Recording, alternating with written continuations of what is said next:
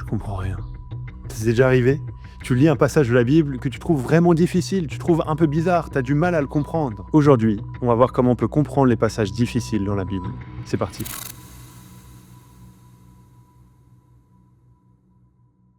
Salut les amis, bienvenue sur cette chaîne qui s'adresse aux chrétiens qui ont soif de plus, ceux qui veulent mieux comprendre la Bible et mieux connaître Jésus, qui en est le centre. Aujourd'hui, on va voir qu'est-ce qu'on peut faire quand on est face à un passage qu'on a du mal à comprendre, un passage qu'on trouve difficile, quelques étapes que l'on peut suivre, et en particulier, on va voir à la fin quelques ressources qui peuvent nous aider à bien comprendre la Bible. Quand on est confronté à un passage difficile, la première chose à avoir en tête, c'est « tu n'es pas seul ». Il y a tous des choses qu'on trouve difficiles, il y a tous des choses qu'on a du mal à comprendre. On ne comprend pas tout d'un coup, mais on grandit peu à peu dans la connaissance. Et il y a des choses qu'on trouvait plus difficiles au début, que maintenant on trouve un peu plus faciles. Il y a des choses plus difficiles maintenant, qu'on trouvera un peu plus faciles plus tard. On dit souvent que la Bible est claire, j'ai fait déjà des vidéos là-dessus, que la Bible est scan, tu peux trouver ça en description de la vidéo. Mais le fait de dire que la Bible est claire ne veut pas dire qu'on va tout comprendre d'un coup, facilement, à la première lecture. Et peut-être qu'on a des mauvais préjugés par rapport à la Bible. On dit, ah bah voilà, je dois juste ouvrir la Bible, comprendre, sans faire chauffer mon cerveau. Non, on doit faire chauffer notre cerveau, on va le voir, on doit réfléchir.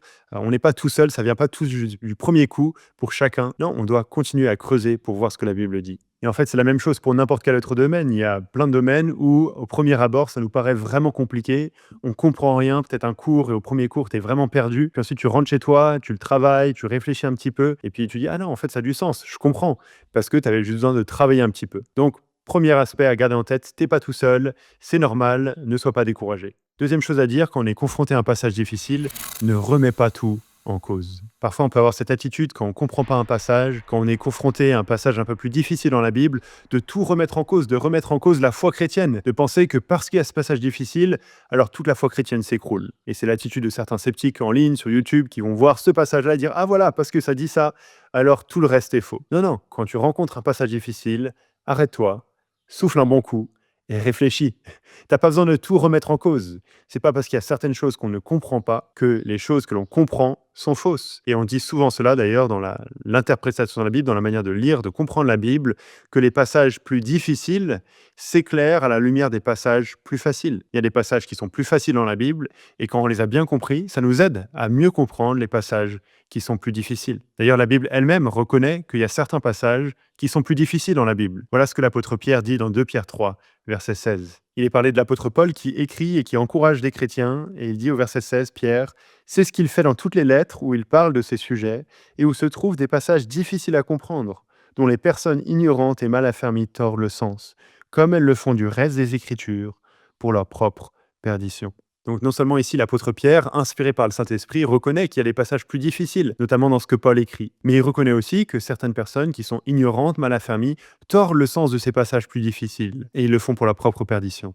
Donc ne sois pas comme ces personnes-là, attache-toi à ce que tu sais, attache-toi à ce qui est plus facile dans la Bible et ne le remets pas en cause même quand tu es confronté à un passage plus difficile. Ça ne veut pas dire d'accepter des contradictions, je ne sais pas ce que je suis en train de dire. La foi chrétienne ne se contredit pas, la Bible bien interprétée ne se contredit pas. Mais ça veut dire que parfois au premier abord, à première vue, c'est pas là qu'on a le meilleur jugement pour décider qu'est-ce que ce passage dit, pour comprendre ce que ce passage dit. Et on doit réaliser que parfois c'est plus facile de dire mais ce que ce passage ne veut pas dire. Qu'est-ce que ça ne veut pas dire? Et c'est déjà pas mal de pouvoir dire ça. Je ne sais pas ce que ça veut dire, mais en tout cas, ça ne veut pas dire ça. C'est déjà une première étape. Troisièmement, poursuis la vérité. Il y a peut-être un danger qu'on peut avoir quand on est confronté à un passage difficile ou un passage où il y a différentes interprétations, où les chrétiens ne sont pas tous d'accord, de dire « c'est trop compliqué, ça sert à rien, j'abandonne, je le mets de côté, de toute façon, personne n'est d'accord là-dessus, donc je pourrai jamais savoir ». Non, la vérité est digne d'être poursuivie. Si ça fait partie de la Bible, ça fait partie de ce que Dieu a voulu nous révéler pour notre bien. Il n'y a aucune partie de la Bible dont on peut se passer, qu'on peut négliger, on peut dire « ça, Dieu aurait mieux fait de ne pas nous le dire ». Non, tout ce que Dieu nous a donné, il l'a fait pour notre bien, pour notre édification, et donc ça vaut la peine qu'on s'y intéresse. Oui, il y a certains sujets qui ont plus d'importance que d'autres, plus de poids que d'autres dans l'écriture, et il faut être vigilant à reconnaître cela et à ne pas se perdre dans des débats inutiles en leur donnant plus d'importance que ce qu'ils devraient avoir. Mais si c'est un débat à partir de ce que la Bible enseigne, ce qui est mentionné dans la Bible, c'est pas inutile si c'est fait de la bonne manière, dans le bon contexte, avec le bon ton. Donc la vérité est digne d'être poursuivie, ne fais pas preuve de paresse, tu peux creuser ce que la Bible dit. Quatrièmement, prie et réfléchis. On a besoin des 2. On a besoin de prier parce qu'on a besoin de l'aide de Dieu pour comprendre sa parole. On a besoin que l'Esprit fasse son œuvre en nous pour nous illuminer, pour faire la lumière dans nos cœurs, pour nous aider à comprendre ce qui est dit. C'est pas juste une tâche intellectuelle de lire la Bible. On a profondément besoin que Dieu œuvre en nous par son Esprit. Et en même temps, on réfléchit parce que la Bible, c'est aussi une tâche intellectuelle. Et là, c'est une mauvaise manière de comprendre la Bible quand on pense qu'on doit juste déconnecter le cerveau, ouvrir la Bible, et puis Dieu va me parler directement à moi, à mes sentiments, à mon cœur. Non, non, pour que ça aille dans le cœur, ça passe d'abord par le cerveau, par la tête. On a besoin de le comprendre. Et souvent, on doit reconnaître qu'on est paresseux, qu'on n'a pas envie de réfléchir, qu'on n'a pas envie de faire chauffer notre cerveau. Mais ça vaut la peine de prendre le temps de réfléchir, de s'intéresser à ce que la Bible dit. Alors là, ce serait toute une autre vidéo qu'il faudrait faire pour montrer mais ce que ça veut dire de réfléchir, pour bien comprendre la Bible, les principes un peu à mettre en avant, les choses auxquelles faire attention pour bien comprendre un passage de la Bible.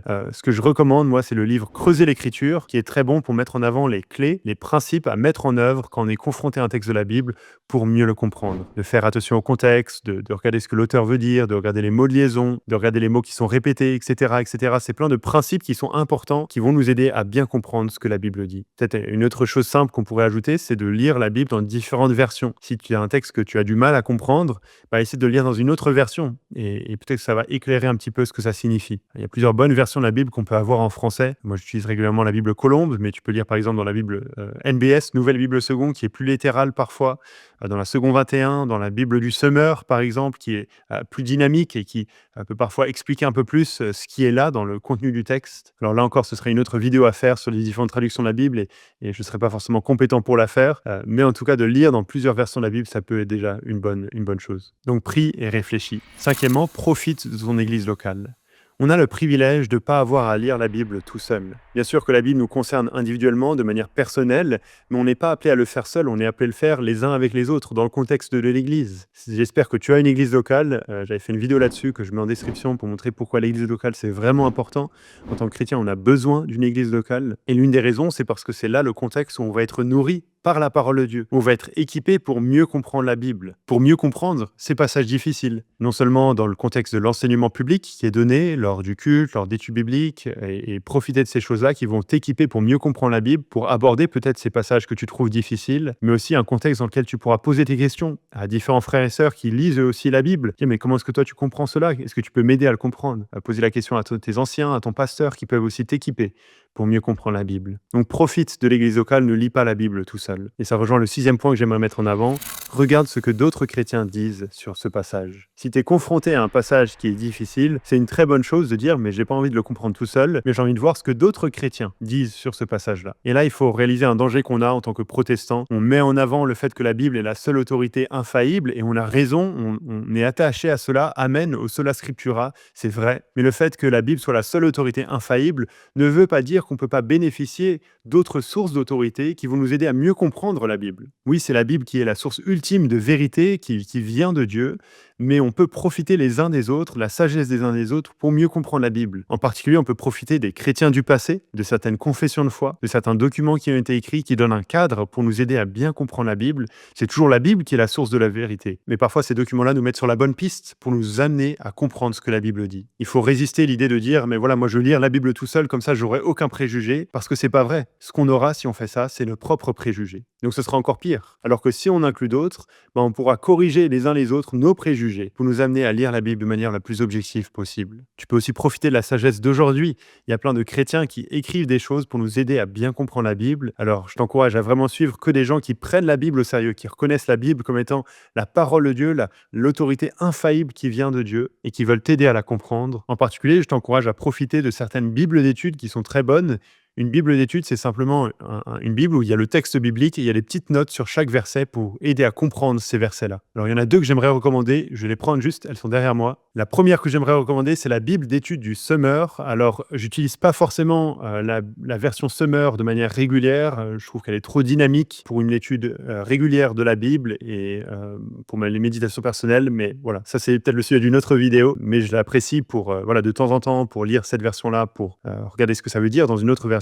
Ça c'est très utile. Mais ce que je voulais mettre en avant, c'est surtout que cette Bible d'études, ils ont fait une Bible d'études avec des notes commentées sur chaque verset. Elle est excellente. En particulier, les introductions à chaque livre biblique sont vraiment précieuses et je t'encourage à les lire. Peut-être avant de lire un livre biblique, tu peux lire cette introduction-là et avoir une idée un peu plus du contexte général du livre, mais aussi pour chaque verset, Alors, je pense pas que tu arriveras à voir, mais pour chaque verset, voilà, c'est commenté. Il y a des petites notes en bas de page et que tu peux lire quand tu as un verset difficile.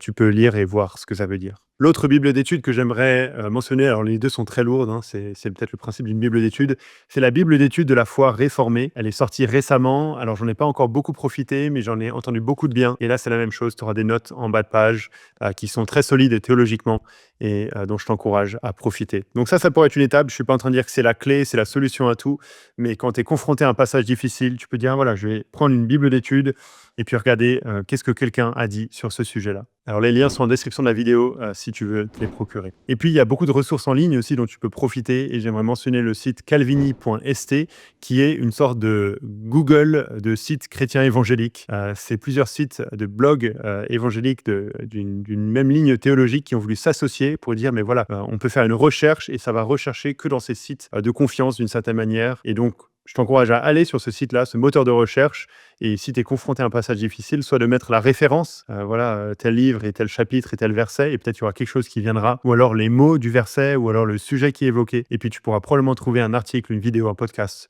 sur le sujet. Et si tu trouves rien, tu peux nous écrire à contact@ctpoursalgloire.com et ça nous encouragera à produire une ressource sur le sujet. Alors j'espère que ça vous aide les amis, ces quelques pistes. J'aimerais savoir, toi, qu'est-ce qui t'aide à bien comprendre les passages difficiles? Qu'est-ce que tu fais? Quelles sont les ressources que tu utilises? N'hésite pas à les écrire en commentaire de cette vidéo pour qu'on puisse profiter de la sagesse les uns des autres. Si ces vidéos vous sont utiles, je serais vraiment reconnaissant que vous puissiez vous abonner. Il y a beaucoup de gens, la plupart en fait, qui regardent ces vidéos sans être abonnés. Juste cliquer sur s'abonner, ça aide, ça met en avant la chaîne et ça met en avant les vidéos sur YouTube. Merci beaucoup les amis et à très bientôt pour une prochaine vidéo.